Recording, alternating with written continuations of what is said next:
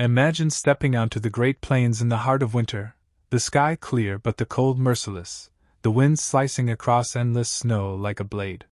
There are no trees tall enough to block it, no walls, no roads, no buildings glowing with warm light in the distance.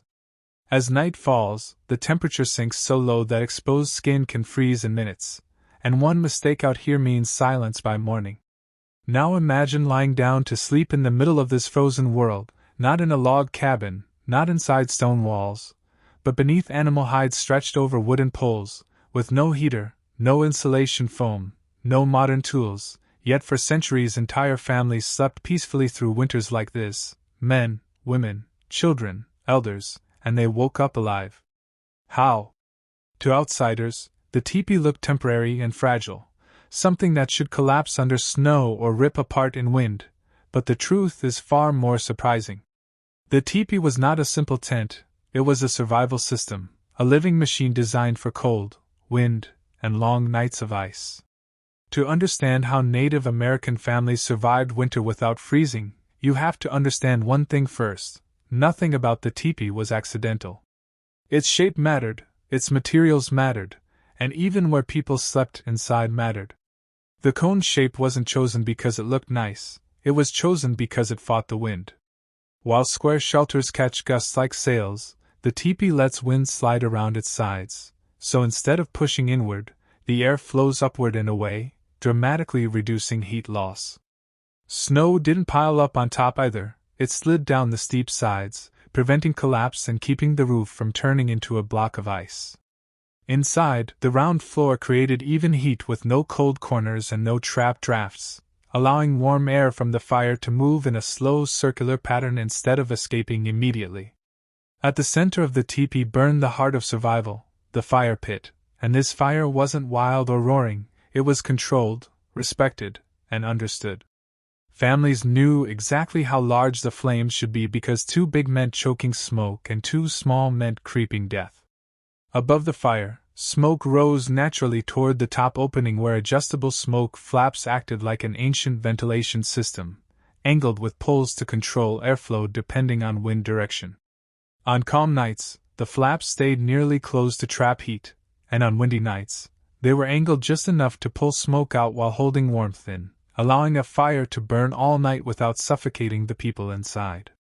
At bedtime, the flames weren't extinguished, they were banked, with hot embers buried under ash so they glowed quietly through the darkness, ready to roar back to life with a simple stir by morning, meaning the teepee never truly went cold. But fire alone wasn't enough, because the greatest enemy of warmth wasn't the wind, it was the ground. Frozen earth steals heat faster than air ever could, and lying directly on it drains the body even if the air feels tolerable.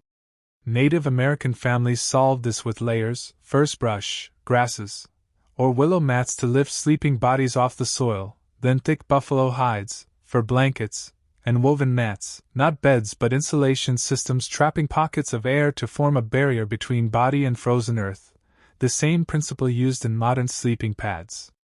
Children slept closest to the floor wrapped in the thickest layers, adults slept slightly higher forming a circle around the fire, and no one ever touched bare ground. The walls themselves mattered just as much, with buffalo hides chosen because they were heavy, dense, and wind-resistant, retaining heat even when damp and sealing the interior from drafts when stretched tight.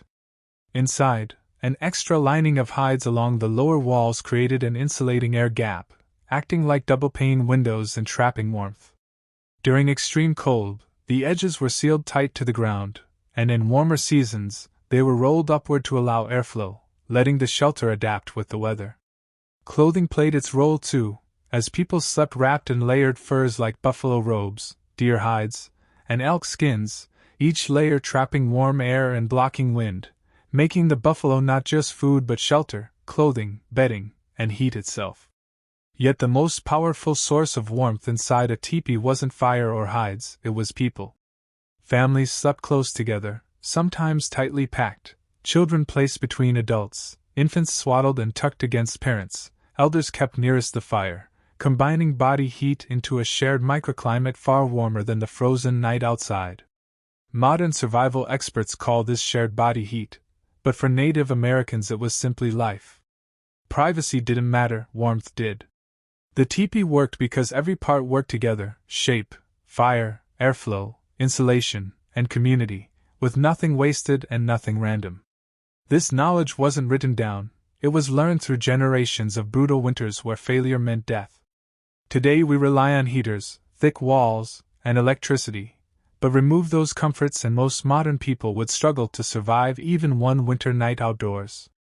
The teepee proves that survival doesn't come from complexity but from understanding principles like controlling airflow, insulating the ground, trapping air in layers, using fire wisely, and sharing warmth.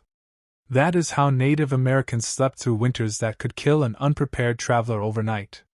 The teepee wasn't just a tent, it was a machine built from wood, hide, fire, and human knowledge, and it worked. So which part surprised you most, the fire vents, the insulated floors, or the power of shared warmth?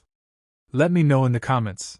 And if this story changed how you think about survival, hit like, share it with someone who thinks they'd last a night in a teepee, and subscribe for more forgotten lessons from history, because sometimes the past understands survival better than the present ever could.